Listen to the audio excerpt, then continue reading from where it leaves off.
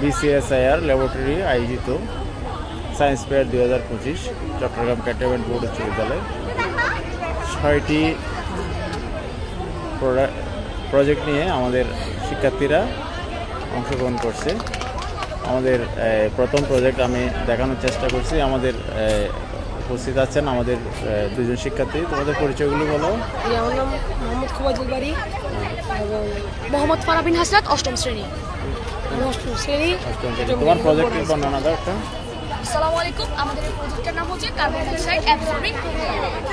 আমাদের এই প্রজেক্টটার মোটিভ হচ্ছে কলকারখানা থেকে যে দূষিত গ্যাসগুলো বের হয়ে থাকে সেগুলোকে অ্যাবজর্বারের মাধ্যমে অ্যাবজর্ব করে ব্যবহারযোগ্য গ্যাস রূপান্তরিত করে সেগুলোকে ইন্ডাস্ট্রিয়াল কাজে ইন্ডাস্ট্রিগুলোকে সেল করা। আমাদের এখানে মেন পার্ট হচ্ছে এই কলকারখানা। এখানে হচ্ছে ধোঁয়া বের হবে কলকারখানার যে দূষিত গ্যাসগুলো, পাশে থাকবে হচ্ছে অ্যাবজর্বার।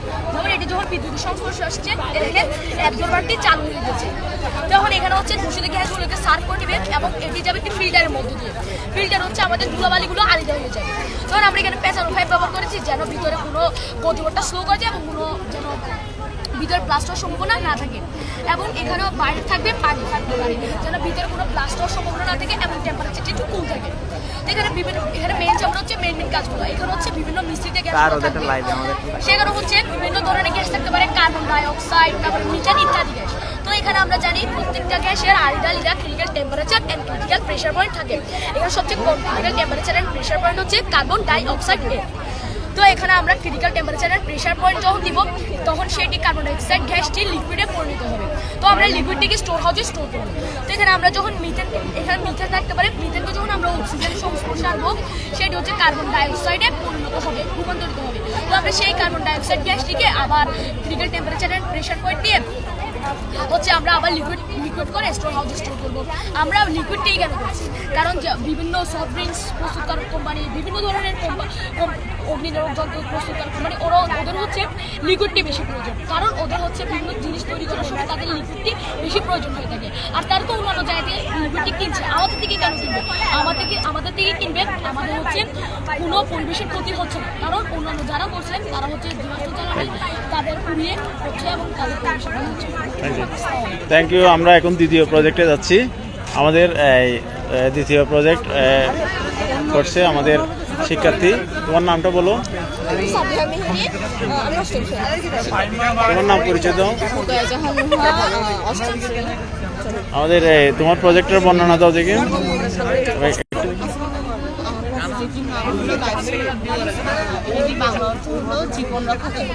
জীবন রক্ষাকারী বাতাস। এই প্রযুক্তি নিজ ক্ষতি প্রতিরোধের জন্য বানানো হয়েছে। এই প্রযুক্তিতে কেউ যখন নিজ ক্ষতি করার চেষ্টা করে ফ্যানটি নিচে নেমে আসে, তার ভাবে ফ্যানটি নিচে নেমে আসে এবং কিছু জাম্পারের কারণে অ্যালার্ম সিস্টেম বেজে ওঠে। কারণ ভার পাওয়ার কারণে জাম্পারগুলো ছুটে যায়। Thank you. আমাদের দ্বিতীয় প্রজেক্ট। এখন আমাদের তৃতীয় প্রজেক্টে আসছি। আমাদের শিক্ষার্থীরা ওদের প্রজেক্টের নাম petrol to gas inverter working model. তোমাদের পরিচয়গুলি দাও। আমার নাম মোহাম্মদ সাইফুল ইসলাম সীমান্ত, আমি নবম পড়ি। আমাদের এই প্রজেক্টের নাম হয়েছে পেট্রোল টু গ্যাস ইনভেনশন। যেটি মূলত বানানো হয়েছে পেট্রোল থেকে গ্যাস উৎপাদন করার জন্য। তোমার পরিচয়টা দাও। আমার নাম নাবিল ইসলাম, আমি নবম শ্রেণীর শিক্ষার্থী। আমার নাম আল মাহমুদ, আমি নবম শ্রেণীর শিক্ষার্থী, চট্টগ্রাম ক্যান্টনমেন্ট বোর্ড হাই স্কুলে। আমরা স্টুডেন্ট তোমরা তিনজনে মিলে এই প্রজেক্টটা তৈরি করেছো। তোমাদের প্রজেক্ট সম্পর্কে একটু বর্ণনা দাও। হচ্ছে petrol to gas invention working model. আমাদের প্রজেক্টের মূল কাজ হলো পেট্রোল দিয়ে গ্যাস উৎপাদন করা। আমরা এখানে মূলত তিনটি জিনিস ব্যবহার করেছি: অ্যাকোয়ারিয়াম, এয়ার পাম্প, ওয়াটার এবং পেট্রোল। অ্যাকোয়ারিয়াম এয়ার পাম্পের সাথে আমরা একটা পাইপ যুক্ত করে অক্সিজেন উৎপন্ন করেছি। স্যার আমরা একটা প্র্যাকটিক্যালি দেখাবো। প্র্যাকটিক্যালি দেখছি। হ্যাঁ, দারুণ, অনেক দারুণ। এখানে কি ব্যবহার করা হয়েছে জ্বালানি হিসেবে? একটা এয়ার পাম্প ব্যবহার করা হয়েছে, একটা ওয়াটার ব্যবহার করা হয়েছে, আর পেট্রোল ইউজ করা হয়েছে। পেট্রোল আর পানি। খরচ কি কম হবে না? স্যার যে পরিবারের মধ্যে 5 থেকে 6 জন রয়েছে তারা 245 টাকার মধ্যে 1 মাস খুব ভালোভাবে চালিয়ে দিতে পারবে। এবং বর্তমান দ্রব্যমূল্যের বাজারের মধ্যে গ্যাস সিলিন্ডারের দাম প্রচুর, 1500 থেকে 1600 টাকা। তাই আমরা এই প্রজেক্টটি বানিয়েছি যারা সবাই এই সিলিন্ডার কিনতে পারে না, তাই আমরা এটি বানিয়েছি খুব অল্প খরচে রান্না বান্নার খরচ হয়ে যাবে। ঠিক আছে। হবে না স্যার, কোনো সিলিন্ডার ঝুঁকি নেই। বিস্ফোরণের ঝুঁকি থাকে, কিন্তু এটার কোনো ঝুঁকি থাকবে না। Thank you. আমরা তৃতীয় প্রজেক্টে যাচ্ছি একটু। আমাদের এখন এই তৃতীয় প্রজেক্ট আমাদের দুজন শিক্ষার্থী তৈরি করেছে। তোমাদের পরিচয়গুলি দাও। চট্টগ্রাম বোর্ড উচ্চ বিদ্যালয়ের নবম শ্রেণীর শিক্ষার্থী আফরাবুল জান্নাত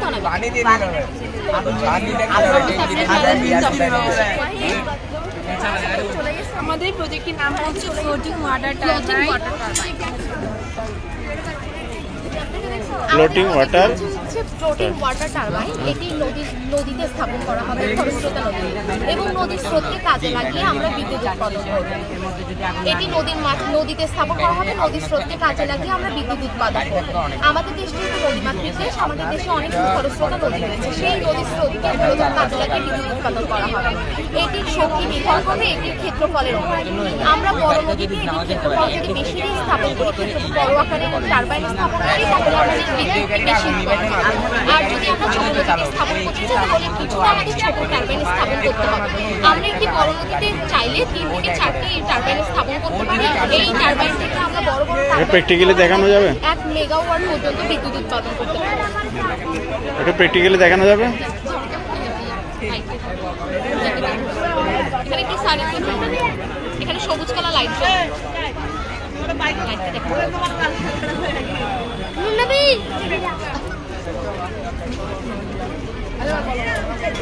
স্যার এখানে সবুজ কালার লাইট জ্বলছে।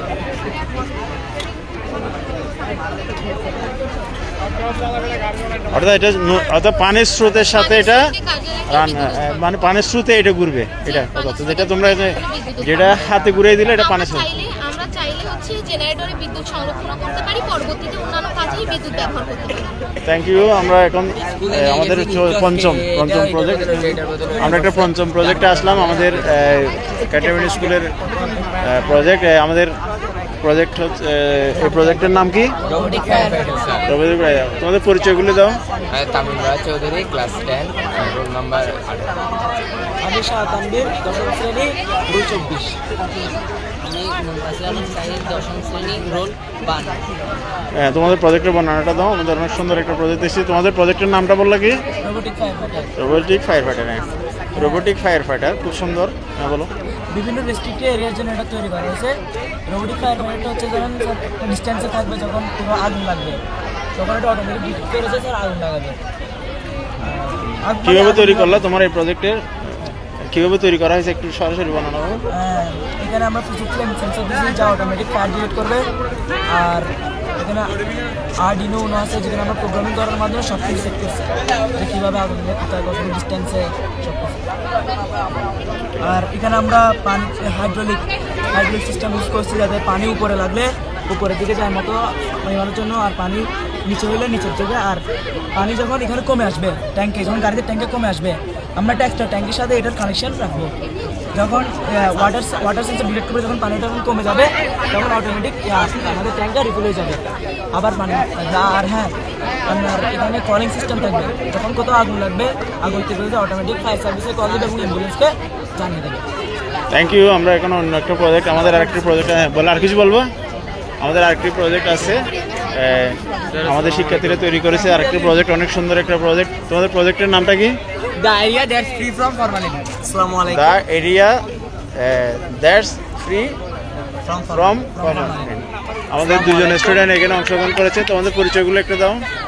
আসসালামু আলাইকুম, আমার নাম মোহাম্মদ সাকিবুল ইসলাম সাদমান, আমি দশম শ্রেণীর শিক্ষার্থী। আসসালামু আলাইকুম, আমি Mohammad Mushfiqur Rahman from Chittagong cantonment board high school. আমাদের প্রজেক্টের বর্ণনা দাও একজনে। দেখাচ্ছি, our project is the area that's free from formalin. আমরা সকলেই জানি যে আমাদের দেশে এমন অনেক অসাধু ব্যবসায়ী রয়েছে যারা প্রতিনিয়ত ফরমালিন ব্যবহার করছে, যার কারণে দেখা যাচ্ছে আমাদের চোখে ফুসফুস এবং পাকিস্তানি ক্ষতিগ্রস্ত হচ্ছে। যা এখন জানা যায়, আমরা সকলে জানি যে লবণ এবং হলুদ দিয়ে মাছ সংরক্ষণ করে রাখা সম্ভব। তাহলে আপনাদের মনে প্রশ্ন আসতে পারে যে আমরা কি তাহলে আমাদের প্রজেক্টের নতুনত্ব কিংবা নতুন আমরা কে নিয়ে আসলাম। আসা যাক আমাদের প্রজেক্টের নতুনত্ব, এটা হচ্ছে বাজারে তৈরি কেনা লোনা ইলিশ, এটা হচ্ছে আমাদের পদ্ধতিতে প্রস্তুতকরণ লোনা ইলিশ। এখন আসা যাক লোনা ইলিশে কিছু নির্দিষ্ট রুলস রয়েছে। যেমন আমাদের লোনা ইলিশটি যখন বাজার থেকে কিনে আনে, তখন লোনা ইলিশটির ওজন ছিল 300 গ্রাম। যে লোনা ইলিশের মধ্যকার অভ্যন্তরীণ বর্জ্য পরিত্যাগ করার পরে ওজন হয় 240 গ্রাম। যে ওজনের 4 ভাগের 1 ভাগ হচ্ছে হলুদ 60 গ্রাম, এবং এই হলুদের 3 গুণ হচ্ছে লবণ 180 গ্রাম। এবং মাছটিকে আমরা আড়াআড়িভাবে কেটে টেনে আড়াআড়িভাবে কাটার কারণ হচ্ছে মাছটির সারফেস বৃদ্ধি পায় এবং মাছের মধ্যে ভিতরে ভালোভাবে হলুদ এবং লবণগুলো কোনায় কোনায় পৌঁছাতে পারে। দেখা যাচ্ছে যে ডে 1-এর পিক আমাদের মাছটি সংরক্ষণের এবং এটা হচ্ছে ডে 7-এর পিক। এখন আপনার মনে প্রশ্ন আসতে পারে যে বাজারে লোনালিশ থাকতো কেন আমরা লোনালিশটি নিয়ে আসলাম। আসা যাক আপনার প্রশ্নের উত্তরের ক্ষেত্রে। দেখা যাচ্ছে বাজার লোনালিশে আপত্তিকর পরিবেশের পাশাপাশি অনির্দিষ্ট পরিমাণ লবণ ব্যবহার করে থাকে, যা মাছের লবণাক্ততা বাড়িয়ে দেয়। এছাড়া আরেকটি প্রশ্ন হচ্ছে বাজারে যখন লোনালিশটি রাখে তা বছরের পর বছর টিকে থাকতে সক্ষম, কিন্তু তাতে পোকা আসে না কেন? দেখা যাচ্ছে যে আমরা যদি একটি নির্দিষ্ট মাছকে রেখে দিই তাহলে সেখানে ব্যাকটেরিয়া এসে বা অন্যান্য অণুজীব এসে সেখানে সংগ্রহ হয় এবং তার মাছটিকে পচিয়ে দেয়, তাহলে সেই পচন ঘটে না। তারা কীভাবে বছরের পর বছর সংরক্ষণ করে রাখে সেটি নিয়ে ছিল আমাদের গবেষণা। দেখা যাচ্ছে যে আমরা জরিপের মাধ্যমে জানতে পারি উদ্ভিদকে বা ধানকে পোকা থেকে রক্ষা করার জন্য, যে কীটপতঙ্গ থেকে রক্ষা করার জন্য যে কেমিক্যাল ব্যবহার করা হয়ে থাকে, অনেক সময় অসাধু ব্যবসায়ীরা সেই কেমিক্যালটি মাছের মধ্যে ব্যবহার করে থাকে, যার কারণে মাছে কোনো পোকা আসে না এবং মাছ পচনশীল অবস্থা ছাড়া তারা বছরের পর বছর টিকে থাকতে পারে। এখন দেখা যাচ্ছে যে যারা যে ডিডিটি, ফরমালিন বা অন্যান্য যে কোনো কেমিক্যাল ব্যবহার করে থাকে সেটি মাছের মধ্যে সংরক্ষণ হয় এবং সেটি যখন আমরা ভক্ষণ করি তা আমাদের শরীরে ক্যান্সারের মতো ক্ষতিকর পর্যায়ে নিয়ে যেতে পারে। আমরা জানি যে আমরা হয়তো আগের থেকে সকলে জানতাম যে হলুদ এবং বা আশপাশের সকলের থেকে আমরা শুনেছি যে হলুদ এবং লবণ দিয়ে মাছ সংরক্ষণ করে রাখা সম্ভব, কিন্তু কেউ না কেউ তো এটা আবিষ্কার করেছে যে হলুদ এবং লবণ দিয়ে মাছ সংরক্ষণ করে রাখা সম্ভব। তাহলে কে আবিষ্কার করলো? প্রাকৃতিক তো অন্যান্য অনেক ধরনের উপাদান রয়েছে, কেন তারা হলুদ এবং লবণকে বেছে নিল? জানা যাক সেই গবেষণা করে। দেখা যাচ্ছে 6টি জোয়ারি মাছ, এখানে 6টি জোয়ারি মাছ রয়েছে, তার মধ্যে গবেষণা শুরু করে হলুদ দেওয়া মাছ ঠিক 12টা বাজে মাছটির গবেষণা শুরু হয়েছে এবং ঠিক 7:06 মাছটির পচন ঘটেছে। দেখা যাচ্ছে আদা দেওয়া মাছ 12টা বাজে শুরু 1:45 পচন ঘটেছে। লেবুরিয়া মাছের পচন ঘটেছে ঠিক 2টায় এবং চিনি দেওয়া মাছের পচন ঘটেছে 3:20 এবং লবণ দেওয়া মাছের পচন ঘটেছে 4:45। তাহলে এখন যদি গ্রাফের মাধ্যমে উপস্থাপন করতে পারি তাহলে দেখা যায় যে হলুদ দেওয়া মাছ সবচেয়ে বেশি টিকে ছিল 7:06 এবং লবণ দেওয়া মাছ টিকে ছিল 4:45। অর্থাৎ যে আমরা প্রচলিত মুখে শুনে থাকি যে হলুদ এবং লবণই মাছকে সংরক্ষণ করে রাখতে সক্ষম, তা আসলে সঠিক এবং তা প্রমাণিত। এটা হচ্ছে বাজারে কেনা জুস।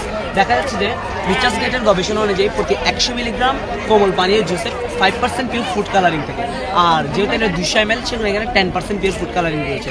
আর আমরা সকলে জানি ফুড কালারিং আমাদের জন্য ক্ষতিকর, তাই আমাদের উচিত নির্দিষ্ট পরিবেশ সচেতনতা সৃষ্টি করা এবং এইসব ধরনের কাজ পরিত্যাগ করা। আসসালামু আলাইকুম। Thank you. আমরা দেখলাম আমাদের মোট 6টা প্রজেক্ট আমাদের স্কুলের।